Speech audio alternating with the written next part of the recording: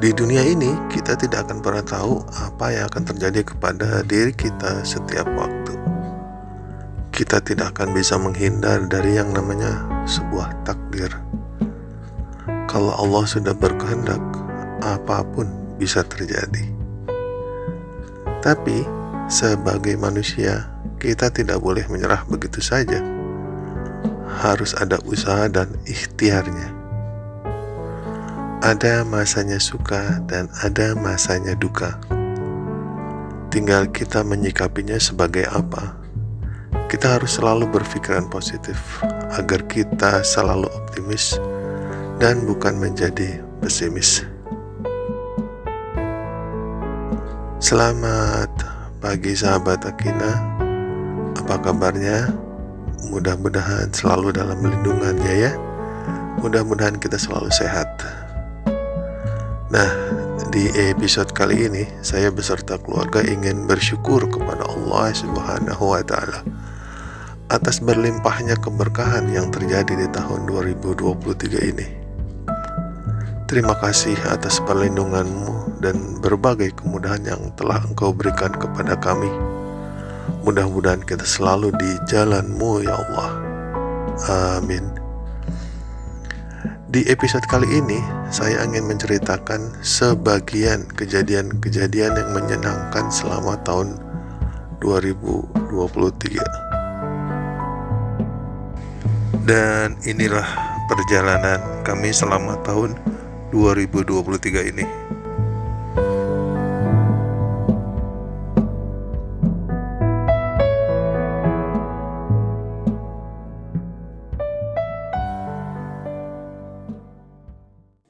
Saya awali dengan momen awal tahun 2023 di mana kami melakukan atau makan bersama di daerah Parung, yaitu di daerah Lembur Kuring.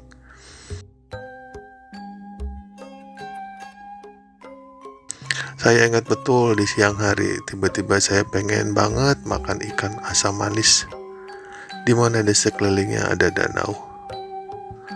Kemana ya saya berpikir. Akhirnya ketemulah dengan tempat makan ini.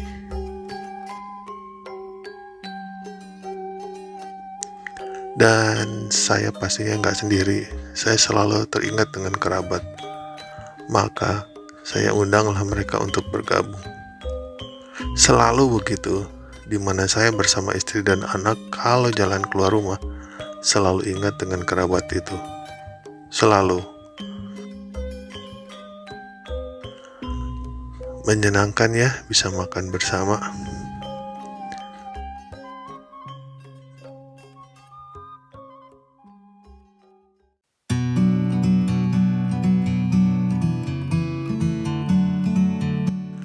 Nah, di episode berikutnya, momen dimana kami jalan-jalan ke Yogyakarta.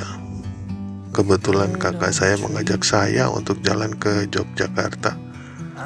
Udah gak pikir panjang lagi, langsung aja saya okein. Kami berangkat dari Jakarta jam 4 sore dan sampai Jogja sekitar jam 2 pagi. Mampir di rest area untuk Isoma, sekalian isi bensin. Pokoknya santai banget lah. Kami jalan sangat santai banget. Dan kebetulan waktu kami berangkat itu pas weekday atau hari biasa. Jadi bisa ketebak jalannya seperti apa. Dan sampailah kami di Jogja.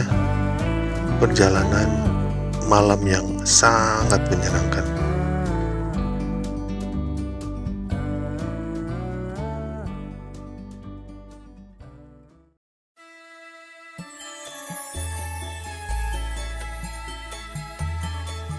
Di episode ini, kami pergi ke satu tempat. Ya, ke Candi Prambanan. Tapi tujuannya selain bisa lihat Candi Prambanan, sekalian bisa kulineran juga. Di rumah Joglo khas Jogja ini, kami makan siang bersama dengan makanan khas dari Jogja. Tadinya kami mau lihat jadwal dari Sendratari, karena kami mau lihat aktivitas pada malam hari di tempat ini. Tapi ternyata untuk malam ini sendera tari tersebut ditiadakan. Karena apa ya, saya lupa. Oke lah, gak apa-apa.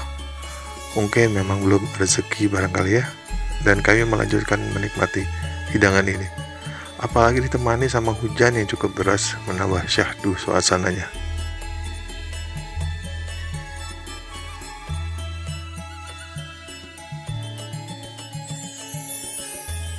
Pada saat kita makan ya, bisa dilihat suasananya begitu syahdu ya, dengan ditemani oleh lampu dari plafon yang cukup mempunyai kesan lokal, rumah-rumah lokal. Jadi cukup bagus lah interiornya. Jadi orang makan di sini pun jadi terkesan seperti makan di sebuah tempat di pedesaan.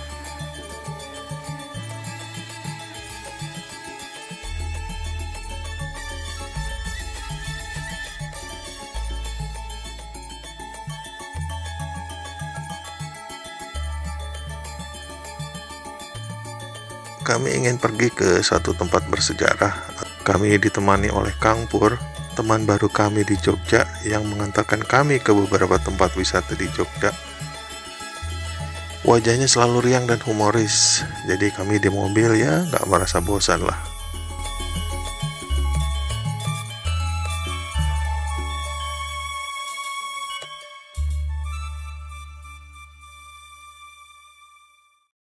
Nama tempat yang kami kunjungi ternyata museum sejarah yang bernama Ulen Sentalu. Museum ini menceritakan sejarah Jogja dan Solo atau Mataram kuno. Saya angkat 2 jempol untuk museum ini karena settingnya memang sangat luar biasa. Kita seperti masuk ke masanya pada zaman dulu. Sayangnya wisatawan gak diperbolehkan untuk ambil gambar di dalam museum ini. Sayang ya, padahal bagus buat pengetahuan. Oke lah, mungkin ini memang peraturan yang dilakukan oleh pemerintah. Dan kalau lihat dari luarnya, tentu kalian bisa merasakan atau mewakili lah kira-kira di bagian dalamnya seperti apa kan. Kira-kira seperti itu. Oke, sekali lagi 2 jempol untuk tempat ini.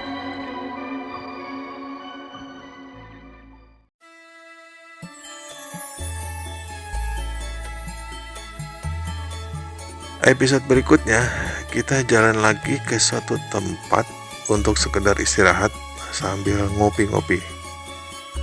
Lupa, ini di daerah mana ya? Kang Pur mengarahkan ke rumah Joglo, di mana di sini dijajakan beberapa jenis kopi dan cemilan-cemilan zaman dulu lah.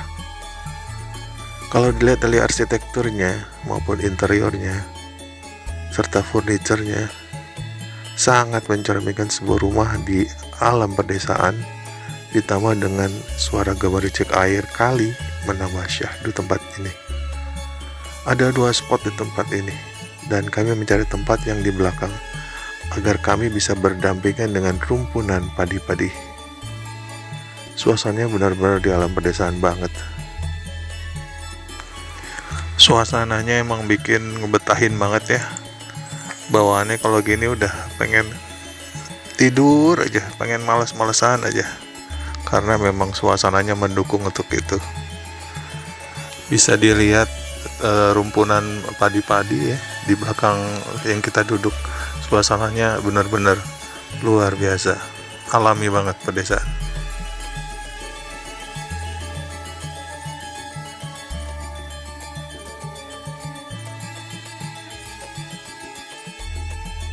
Makan malam di mana ya kita ya? Lagi-lagi Kang Pur mengarahkan kami ke sebuah tempat di mana di sana disajikan beberapa jenis jamur atau tanaman jamur, dan nama tempatnya adalah Jejamuran. Kalian pasti kalau ke Jogja pasti pernah kesini kan? Tempatnya oke kok untuk kulineran.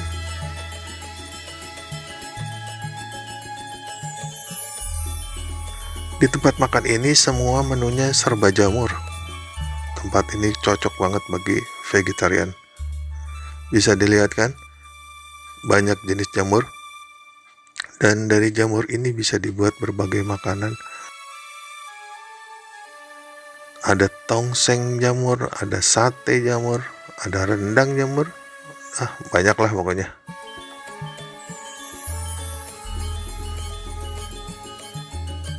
Kami langsung mencoba masakan ini. Dan emang bener, rasanya kayak daging aja, apalagi rendang ya. Mirip-mirip banget kayak rendang pada umumnya. Makan malam hari ini cukup menyenangkan. Terima kasih Allah, hari ini Engkau telah memberikan keberkahan yang sangat luar biasa.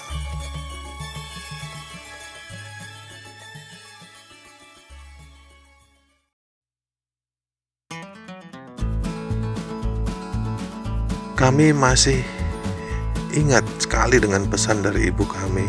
Jadi beliau mengatakan kalau pagi hari sebelum pergi kemana-mana wajib untuk sarapan dulu. Dan itu kami jalani hingga kini.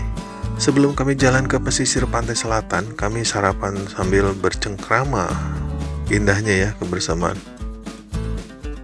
Dan dalam sepanjang perjalanan gak ada henti-hentinya saya mengucap syukur atas apa yang saya lihat.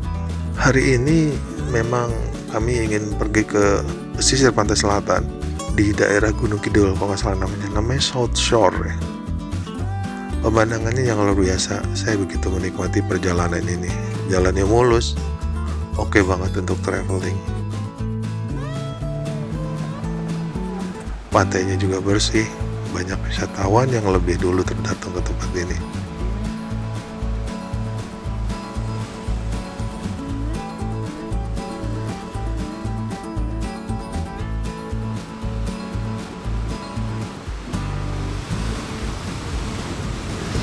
Apalagi kalau kita naik ke atas bukit untuk melihat pemandangan di atas. Wah, luar biasa ciptaan Tuhan ini.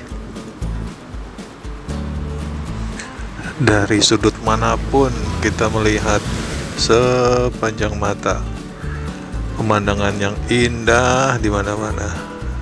Luar biasa, luar biasa. Tapi cuaca kan nggak bisa ditebak ya. Dari udara panas tiba-tiba berubah menjadi mendung dan hujan. Akhirnya kamu putuskan aja untuk kembali ke hotel lah. Karena percuma kita mampir ke wisata tersebut dalam keadaan hujan, gak ada yang bisa dilihat.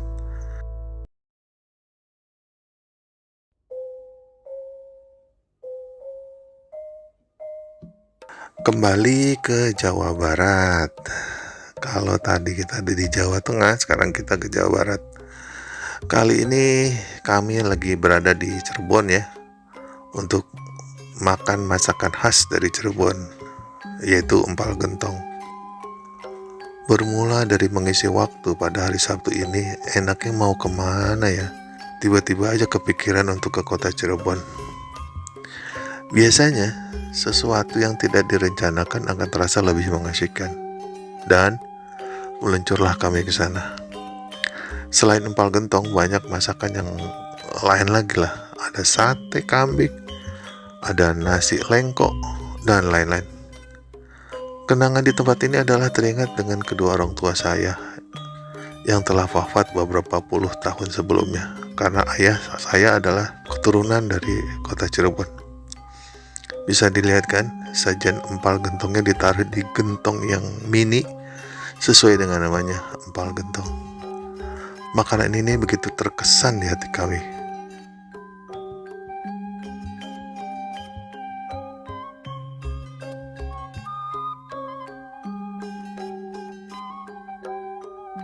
Makanan ini begitu melekat di hati saya, karena waktu kecil kami selalu diberikan makanan ini sebagai sarapannya. Ya, namanya kupat tahu. Letaknya di kota Purwakarta, dan nenek kami kebetulan berasal dari kota ini. Jadi kami hafal betul dengan makanan khas dari Purwakarta. Salah satunya adalah kupat tahu. Sesuai dengan namanya, makanan ini terdiri dari ketupat. Kemudian ada tahu goreng dan toge. Terus disiram dengan bumbu kacang yang dicampur dengan aci, sehingga bumbu kacangnya akan menjadi kental. Makan ini enaknya disantapnya pada saat masih panas, apalagi tahu kuning ya. Wah, Pokoknya enak lah. Seandainya ada makanan seperti ini di daerah Tangerang Selatan, pasti saya akan sering makan kupat tahu ini. Banyak kupat tahu di Jakarta, tapi rasanya beda dengan yang ada di kota Purwakarta.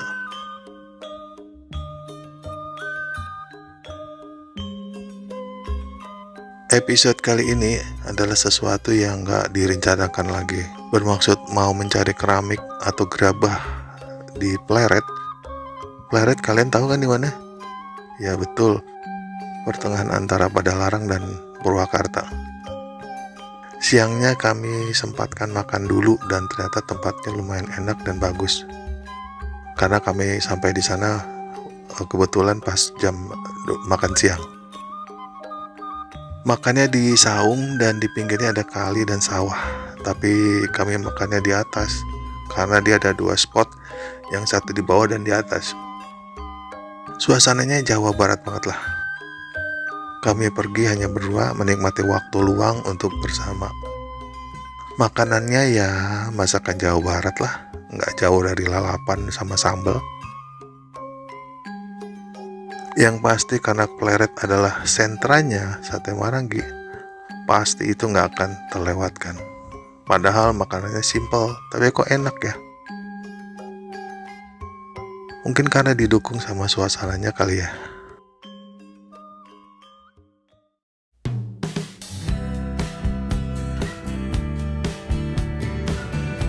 Berikutnya, kami pergi kulineran lagi nih ke daerah Sentul. Banyak banget tempat makan di sana, sampai bingung nyari tempatnya. Akhirnya kami makan di tempat yang menunya bervariasi. Tempatnya nyaman, bisa lihat pemandangan langsung keluar. Ada makanan lokal maupun internasional. Hidup kebersamaan itu penting, apalagi kalau makan-makan seperti ini. Makan bersama keluarga menjadi nomor 1. Sayangnya anak pertama saya belum bisa ikut karena memang mereka baru memiliki bayi. Jadi mereka belum berani untuk keluar secara bersama-sama. Nggak apa-apa, next time kita bisa makan dulu bersama-sama ya. Oke, kembali ke makanannya. Kami benar-benar menikmati masakan ini. Alhamdulillah, luar biasa nikmat yang telah Kau berikan kepada kami ya Allah.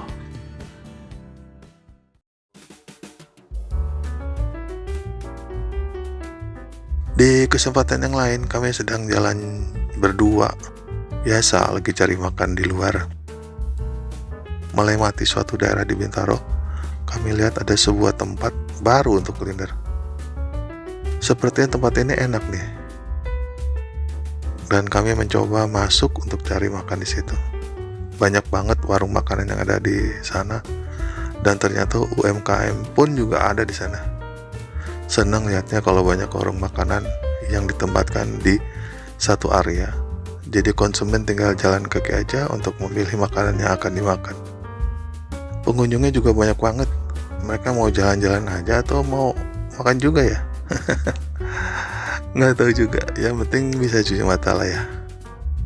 Sangat penting kita mencari referensi tempat kuliner supaya jenis makanan yang dimakan nggak hanya itu aja.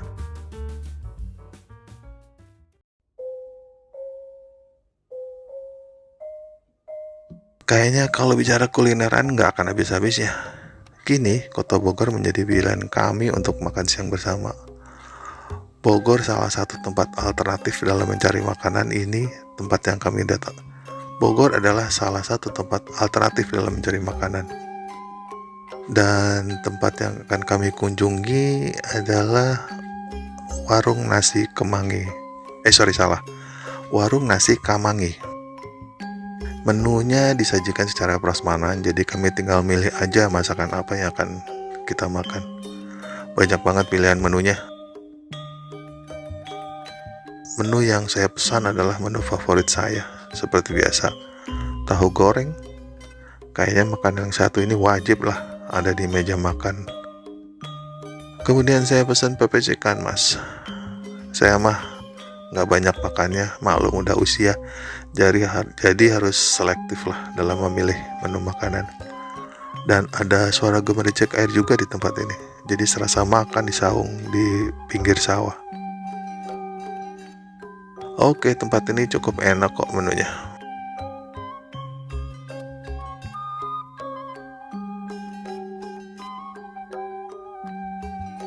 Nah, ini adalah pengalaman kami pada saat ada di Bandung. Hotel tempat kami menginap sebelahnya persis ada tempat makan. Info ini saya dapatkan dari istri saya. Ia melihatnya dari jendela ketika kami berada di lantai 8. Dan malam ini ditemani udara dingin kami menuju ke tempat makan itu. Dan ternyata menu masakannya adalah masakan Sunda juga. Emang dasar orang Sunda kali ya, dimana-mana makannya selalu menu masakan Sunda. Nggak apa-apa lah, yang penting perut keisi. Kalau kata orang tua zaman dulu mah supaya nggak masuk angin. Kalau dari angka 1 sampai 10, tempat makan ini kami nilai dengan angka 7,5. Kenapa? Karena daging satenya masih tergolong belum empuk bener, susah dikunyahnya, dan rasa sopnya juga ya standar-standar aja sih. Tapi terima kasih Allah, Engkau telah memberikan keberkahan pada hari ini.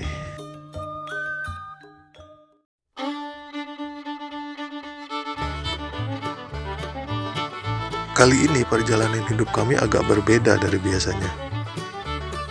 Kalau biasanya kami kan selalu berurusan dengan kulineran kan, jalan-jalan, kulineran, makan ini, makan itu.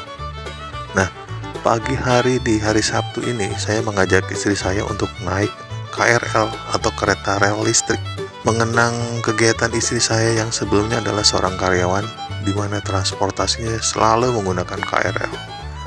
Pulang pergi, rumah ke kantor ke rumah. Rutinitas selalu begitu aja setiap hari. Kali ini rute KRL yang kami lalui adalah ke arah Rangkas Bitung, melalui jalur dari Tanah Abang ke Rangkas Bitung. Tapi kami naiknya dari stasiun Pondok Ranji karena rumah kami berdekatan dengan stasiun tersebut. Jadi kami menyegatnya di tengah-tengah. Stasiun demi stasiun dilewati. Dan waktu 1,5 jam diperlukan dari stasiun Pondok Ranji hingga ke stasiun Rangkas Bitung. Kami benar-benar menikmati perjalanan ini. Dan dinamika manusia terjadi di sini. Ada yang tidur, ada yang main HP, macam-macam lah. Penumpang KRL pun nggak terlalu banyak, jadi kami nggak perlu berdesak-desakan dalam perjalanan ini. Perjalanan ini sangat menyenangkan sekali.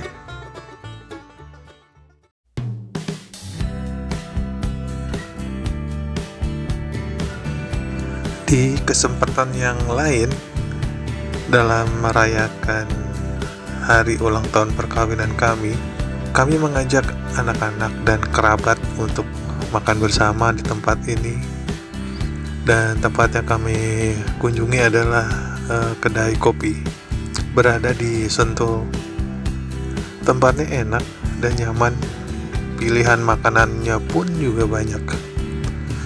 Senang rasanya bisa melihat anak-anak pada silaturahmi, karena silaturahmi memang sangat dianjurkan dalam kehidupan ini. Salah satu makanan favorit saya adalah lada hitam.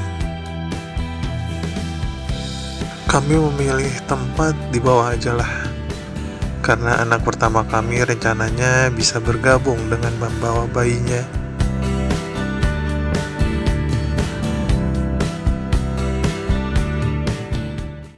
Ini dia anak pertama kami datang bersama pasangannya dengan membawa bayinya, karena dia adalah cucu kami yang pertama.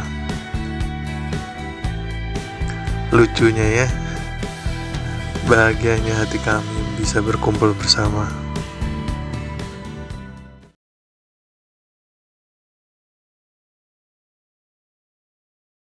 Nah, di penghujung tahun 2023 ini, saya beserta teman sekantor melakukan perjalanan ke daerah Sukabumi.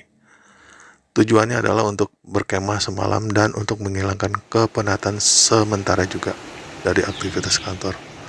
Perjalanan cukup jauh dan begitu sampai lokasi, terbayarkan sudah dengan perjalanannya cukup jauh. Dan begitu sampai lokasi, terbayarkan dengan suasana atau suara gemericik air kali. Suasananya begitu syahdu, begitu tenang. Camping groundnya letaknya ini persis di pinggir kali. Airnya bening, sehingga kami sempat mandi di kali itu. Salah satu teman saya telah menyiapkan kopi hangat dan teh hangat. Jadi sehabis mandi kami langsung menghirup kopi itu sambil mendengarkan suara tongeret. Kalian tahu tongeret kan? Binatang yang di alam itu, yang di pohon. Nah, suaranya seperti itu. Dan suara daun-daun di pepohonan yang saling menyapa. Udaranya sejuk banget, sehingga kami merasa dibuai oleh alam ini. Tak bisa diuraikan dengan kata-kata, benar-benar nikmat luar biasa. Setelah bercengkrama ditemani oleh sinar temaram lampu, malam pun menjelang, mengantarkan kami ke peraduan untuk kemudian bangun di pagi hari.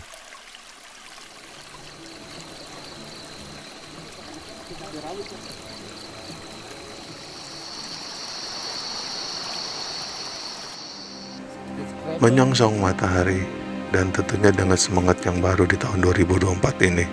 Mudah-mudahan Allah tetap melindungi kita semua dari bencana dan selalu dalam keadaan sehat.